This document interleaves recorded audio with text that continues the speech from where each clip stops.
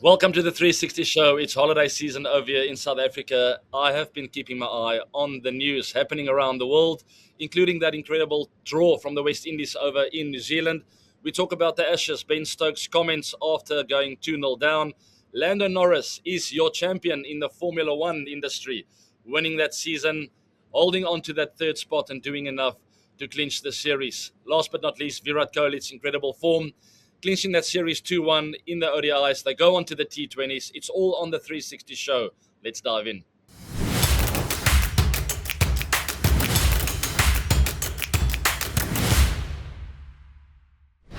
We start with the 360 view. I'm hitting the stop clock right now, and it's off 360 seconds with the main topics, guys. India, South Africa gets the first bite of the cherry. India clinching that series 2-1. You know, I was calling out for South Africa to be very dangerous in that final ODI.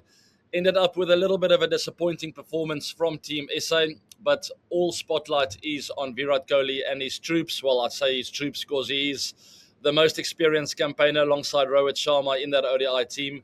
Wonderful final performance there from Team India, bowling SA out for 270. I thought South Africa missed a wonderful opportunity to get 350 plus. Unfortunately, the way they played, especially in those middle overs with a middle order, hitting a lot of balls in the air, something I've mentioned constantly on the show is for players to change gears and to box smartly throughout an innings, especially when you get into a situation, understanding that if I look at the scoreboard, I'm seeing 350 plus here, but how do I get there? Is it fifth gear batting all the time? In my opinion, no. You have to box clever out there and understand where are the threats, which are the bowlers that can actually cause damage here and bowl us out before our allotted 50 overs. Unfortunately, too many players taking on the boundary ropes in the after I think it was between overs 30 to 35 where we lost that ODI, and I say we because I am South African. You guys know that. Doesn't mean I'm upset that India won. A little bit disappointed, I think is the word. Anyway, South Africa missing that fantastic opportunity with a wonderful foundation set in place. Markram pushed down the order, which was quite interesting. We cover a little bit of that later on in the show as well with Gambhir's comments about batting orders. But anyway, India winning that final ODI and the series. Jaiswal with a wonderful, unbeaten 116. Rohit Sharma chipping in and showing some form, which is a really good sign for Team India with the future of ODIs and that World Cup coming up. Prashid Krishna stood out with the ball in hand. And obviously, Quinny de Kock, we've got to touch on him. Setting that base for South Africa has done it on numerous occasions, but South Africa not being able to kick on with that foundation in place. 270 was never enough. It's always a sign when you get bowled out in an ODI. You just know you are short and you need something special with the ball in hand. But going to Vizag with a really good wicket, it was never going to be the case with a fantastic batting performance from Team India.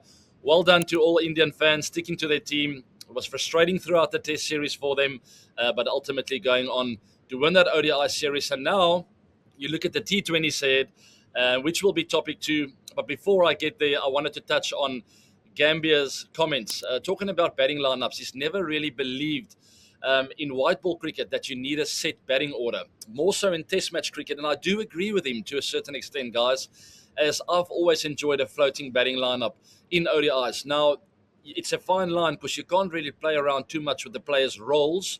But if you look at it, it's a top 3, 4 to 6. Then it's the tail enders who can hold the bat coming in. So it's almost like 3 segments. And you can really be creative with that. Play with right, left-hand combinations.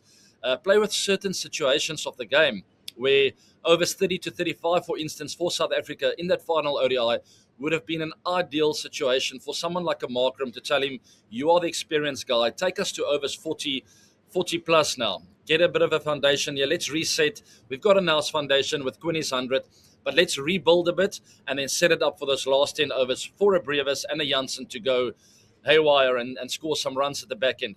Wasn't the case, but I do agree with Gambhir. There's definitely an area for ODIs to be creative with. T20 series coming up now, not looking great for South Africa. As let's look at the stats here, guys. They've only won 9 out of the last 25 T20s, with India 26 of the last 30. And Hardik Pandya comes back with his record. I think they've won 26 of the last 28 T20 internationals. That is an incredible record for a T20 format, guys. As you know, it's the most volatile format of the three. And to have that kind of consistency tells you there must be something going on that is heading in the right direction. And I think it's got to do with the depth of Indian cricket. And you compare that to South Africa, and you can clearly see with the inconsistency there, not being able to play the best 11 all the time because of the lack of depth, perhaps. They are really coming up short with regards to consistency in this format. Um, it won't be easy for Team South Africa in this T20 series, that's for sure. But David Miller comes back, a little bit of injection of power, of experience as well, which will boast well for SA. And I remember we spoke with Ashwin, and he rates South Africa as being one of the favourites alongside India for that T20 World Cup. It's going to be a cracker of a T20 series. It's 5 T20 internationals, which I love. I don't think I've ever played in a 5-match T20 international series. Maybe prove me wrong. We'll see. I can't remember playing in 5. I think I only played in 3. But I love the consistency of a 5 T20 international series, 5-match that is. It just gives the teams a bit of an understanding of the ebb and flow of this format. The Ashes guys, Ben Stokes, it's all about these comments of his. He was quoted saying, a lot of it comes down to not being able to stand up under the pressure of this format. And he would like to see a bit more fight from his team. And I've been calling out for that as well, guys. Now, they have rebranded as a cricketing nation, playing very aggressively, lots of aerial shots. But unfortunately, with that comes a lot of disappointment and a lot of rebuilding, restructuring, and hitting that reset button, which has been the case in the Test series for them. I'm out of time, by the way, but I'm going to finish this topic, guys. There we have it. Sorry, I'll quickly rush through it. I had too much to say about certain things. But with the Ashes and Team England, guys, I love the fact that finally someone's come out. And I remember I called out for this series to be the series where we might see a bit of frustration from certain English players. And maybe this is the first sign they're off. And I'm very glad to say that the captain came out to do so. It would very easily have gone down to a quiet battle in the change room, players talking behind each other's backs, Ben Stokes deciding to come up in the media and saying, I want to see more fight from my team. But unfortunately with that, it will have to come with a bit of a rebranding once again, right? Throw away whatever you've been doing with regards to baseball, having to score hundreds at a runner ball, play the situation of the game, the test match, the ultimate form of the game, the biggest challenge. Play it for what it is. Show character. That's what it comes down to, is players understanding this is an hour where we can't lose a wicket, or vice versa must be true. This is an hour where we have to score 6+ runs. Let's have a go at them.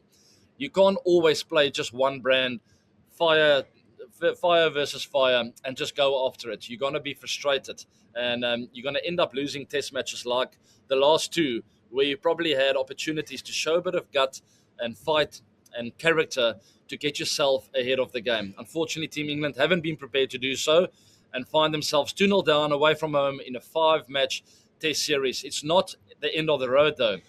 Do they have the character? That is a big question. Do they have the character now and the experience and the mental capacity to go, let's hit that reset button and start over again?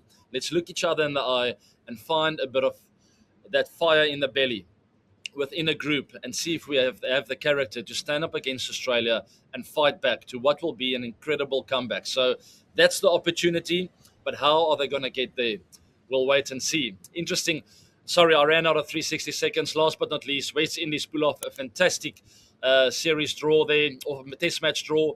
They will start off today, I think, with the second test match. We'll see what they come up with. All of the action will be live on Fancode, guys. If you are in India, get your account ready and watch all of this action live. It will start on the 10th of December, which is today. So I hope you enjoy that test match and hopefully more fireworks between those two nations and more consistent performances from Team West Indies. Let's move on to a very exciting segment, guys, from AB to 360. You've heard it right. It is back. I've done some work at home. I told you guys that you got to get ready for more coaching videos, how to turn from AB to a 360 player, and I hope you enjoy this insert. All right, guys, I am back from AB to 360. I promised you that I will be back. I've got a couple of episodes lined up for you guys throughout the December holidays. Couple of interesting points. I hope you guys enjoy it. Today we'll start off with power hitting. The 360 power hitting. We all talk about finding distance with your willow. Everyone wants to hit the ball further. It's a trend of today. You see it in the IPL, T20 cricket. It's changed the game completely. Even Test cricket these days, you see some big sixes. We see the distance meter up there, players getting it to over 100 meters.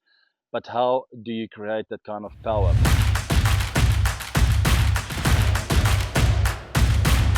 When it comes to six hitting, all the basics still apply. From episodes 1, 2, 3, and 4, when we talk about the grip, the back lift, the foot position, the kind of base you get set in, all these things still apply with six hitting. And I told you guys in that last episode that you still want to be in a good position with this trailing forearm connected to the bat, and then you only release right at the end. The same thing still applies, and it comes down to timing. Now, there's the secret I didn't mention with that intro. It's all about timing the cricket ball. But what does it actually mean? So if you have that strong base, a lot of the power lies in the hips. You want to clear, especially this right hip. All right. A lot of people talk about clearing the left one. I think the left one clears automatically when you drive with the right side through the ball. Now, you don't want to be hanging back a touch and drive too early. You also don't want to be too late and too square on as the ball reaches, and you get to sort of try and release a little bit too late at the last minute. So what you'd like to do is drive with this right hip through the ball and have a bat lag. I don't know if you've heard about people talking about the bat lagging.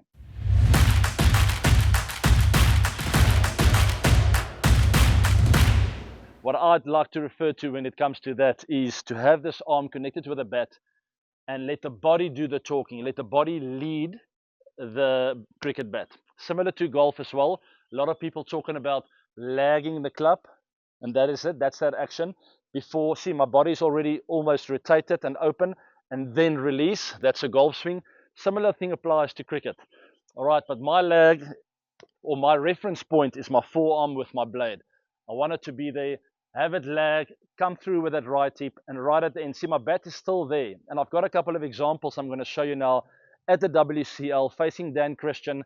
One of my favorite shots was hitting a big six over there at Headingley over the cow corner, or long on. It was quite straight actually, but you can clearly see in that video this right hip coming through, bat lagging, still in connection there, and then right at the end, head a bit more upright. Right at the end, I released and I found the middle of the bat. When you lag like that and your body starts to lead, that's where you create maximum power, and that is how you time a cricket ball. Same thing applies with normal cricket shots, keeping that in place for as long as possible, and right at the end, having a little check drive. Same thing with power hitting. The only difference is this right hip will come through more aggressively and a little bit up while this bat lags, and that's a perfect position. It's almost like a spring that's locked and loaded and about to explode. That's what I want. Right hip through the ball, and right at the end, bang, you go through the ball, and that's where you create maximum power. For power hitting, there are a few drills I used, and you're going to laugh at this because it doesn't really go with power hitting. I always start off with the basics, guys. So I would use a stump, not one of those, one of the old school wooden stumps, and I would just sort of get that feeling of getting that right hip coming through the ball while lagging with a stump, but just check driving, just feeling, being aware of the right hip, because that's where the power is. All right. It doesn't mean I'm going to change my feet, guys. Look at my feet here. It's still there. I don't all of a sudden do funny things. It's just the right hip coming through. You feel that? The other thing is the Jacques Kallis drill, standing still with your feet, not moving, and same thing. I've got to use my hips here to create power if I'm not moving my feet at all. So get someone to throw balls to you, and all you do is check drive. Look at that. You see, I'm working or learning how to use my right hip through the ball without playing early. It's all about seeing. Keep that lag, right hip, and then play. Right hip, play. Right hip through the ball and play. A couple of good exercises to do so, and once you get used to it, start going aerial, but not looking for power yet, just timing. It's all about the sink. It's all about timing the cricket ball. All right, same thing, feet still, just start hitting them in the air, a couple of them over there, one or two through there, but get that feeling of syncing up with your right hip and your arms. Look at that leg and through the ball. All the best. Remember, it's not the guy with the biggest muscles. It's not the guy who swings hardest. It's the guy who can get the foundation in place, the basics in place, strong base, have a bit of a lag, get that right hip through the ball while your head is nice and upright, eyes level with the ground. Bang. All the best. Hope you guys enjoyed that segment of From AB to 360, all to do with power hitting, the base, the foundation that you have in place, and how to create a bit more power and get a little bit of extra distance once you decide to be aggressive out there in the shorter version of the game or even in the longer version. There are moments where you can be a bit more aggressive. And if you have any questions about that insert, guys, please join me on live this coming weekend. I will keep you in the loop, whether that'll be on Saturday or Sunday. I think Saturday we'll try and get a live show done. So get your questions ready, post it down in the descriptions box, and I'll cover as many as I can and explain a little bit more as those From AB to 360 segments and inserts are quite short. I will elaborate a bit more on 360 Live with that. Let's move on to Reverse Scoop. This is a segment where I scroll through socials. I have a look at X and Instagram, Facebook, all of the social media platforms, things that catch my eye. And I'll talk a little bit about that with you guys, a bit more of a relaxed segment of the show. I'll start off with the ILT20's Player Development Initiative, something I'm really fond of, guys. And this was started in the season 4 of the ILT20, which is happening right now. By the way, it is also on fan code, so get your account ready to watch all of that action live. But listen to this. The initiative was led by the Emirates Cricket Board to expand its focus on global cricket development. The program provides elite-level training and exposure to 7 emerging cricketers from African ICC associate members like Botswana, Kenya, Nigeria, Rwanda, Tanzania, Sierra Leone, and Uganda. Guys, I really like this, and I feel it's an opportunity for all the T20 leagues around the world to catch on an initiative like this. Just helping with exposure of countries that don't have that kind of exposure, associate countries that don't really get caught up in the spotlight very often. Now, there's a fantastic opportunity for players like this. Yes, they still have to go through the ranks, so it will be the best of the best in the different countries. But I really feel there's a beautiful story here and a beautiful end story where we'll see some of these players perhaps playing in IPLs, in the SA20s, the big bashes, the big T20 leagues around the world, the 100 over there in England. This is a platform for them and an opportunity for them to gain a bit of experience. And when they get the opportunity in the ILT20, and hopefully some other leagues will catch up on this and also start an initiative like this. But if they do take the opportunity, they get a chance and exposure to perhaps go on to bigger and brighter things. And it's just fantastic when they do return home and represent their countries. They come back with that experience and they can share their experiences of playing alongside some of the best players in the world, and they take it back home and they teach that to their fellow countrymen. What a wonderful story. Well done, ILT20. Hopefully there will be more leagues catching up on that, and remember to watch all of that action on fan code, guys. Formula One has a new champion, Lando Norris. I thought that boxed incredibly smart. Yes, he had the luxury of Piastri alongside him in that final day. I don't think it was ever about winning that final race, guys. So that's why I talk about the word smart. Mentally incredibly strong, the two of them. Yes, Lando went through some tricky times there where he had to overtake, according to him and his team, too many cars, which can be risky at times.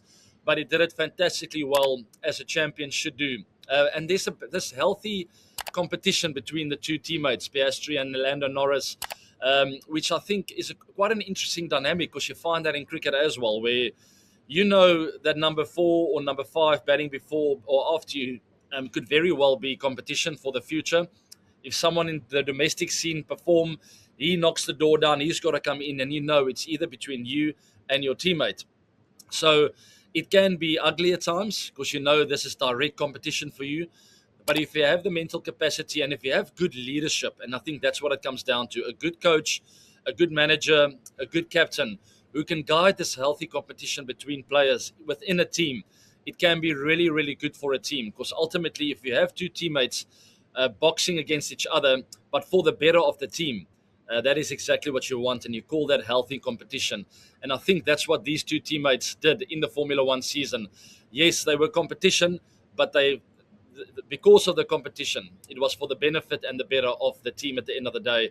Max Verstappen, what a wonderful comeback. Too little, too late. Unfortunately, he slipped up throughout the season too often and felt that an incredible form towards the back end of the season, as most champions do, but it was too little, too late, unfortunately for them. But what a beautiful season it was, and I'm already looking forward to the next season. That's all for this week's 360 show, guys. Follow me in social media platforms because I will share some of my experiences on this beautiful garden route coastline of South Africa, on the eastern part of South Africa. Keep an eye out for that. Also, like, share, and subscribe to the show to stay up to date with everything I get up to. Catch me on this 360 live show coming this weekend and ask me some questions. Post all your questions down below. And I stumbled across this on social media platforms, and I want you guys to have a look at this. I think it's a Jeppe High School's bowler. Bowling to, it looks like King Edward School, two of the biggest schools in Joburg. But have a look at this bowler causing havoc towards the back end of this game. It looked like King Edward's K's were cruising to the win, and this bowler decided, hold on. I'm not sure who won, actually, but I would love for you guys to have a look at this clip and the tension and how it built. It shows you when a bit of X factor comes to the party and how beautiful the game of sport and cricket can be. I hope you enjoy this clip.